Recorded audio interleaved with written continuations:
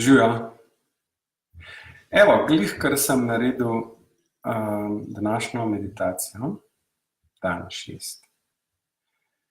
Danes je bilo izredno močno in še zdaj močno vibriram povsod po telesu.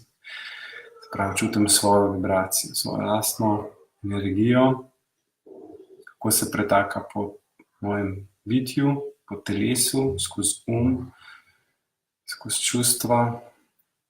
In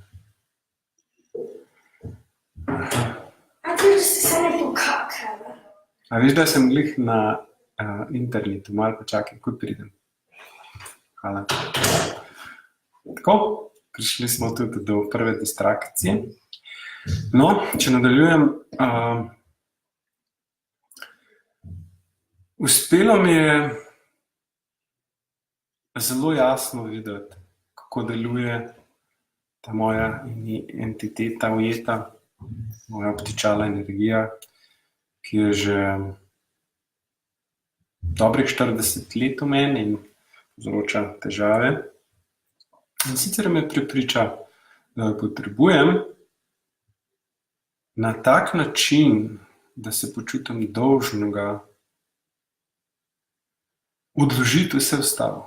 Se pravi, nenehno sem v občutku, da nimam časa za sebe, nimam časa za ta trenutek, nimam časa biti tukaj. Zdaj, ko to govorim, se tega zelo dobro zavedam in skušam uravnovešati staro rutino, ko to počnem, in novo zavest, do katere šele prihajam. In počutim se zelo lepo. Močna svoboda je v tem, da se ne ubadam toliko s tem, kaj je prav in kaj je narobe, na popolnoma nesmiseln in nepotreben, celo izkrivljen način. Te energije nas res prepričajo, da gremo v skrajnosti, ki so v resnici nesmiselne, če znamo pogledati malo bolj objektivno, uravnovešeno, trezno, izven našega zanikanja. Seveda je to težko, dokler smo ujeti te energije. Te energije dejansko delujejo na vseh nivojih, predvsem pa zelo močno skozi naš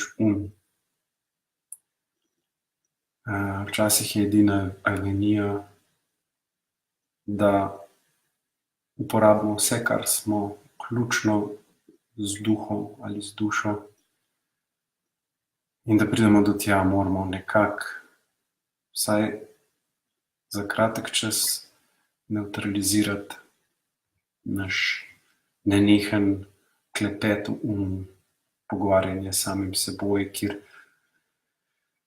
skušamo pokazati sebi, da smo cool, da smo paci. No, tako. Upam, da sem uspel prenesti svoj močen občutek, v katerega sem danes prišel naprej. Če ga pa nisem, pa ste vabljeni, da sami pridete do njega. Z dihanjem vsekakor ena zelo močna avenija do tja. Toplo priporočam. Lepo bodite, lep pozdrav do jutri. Dio.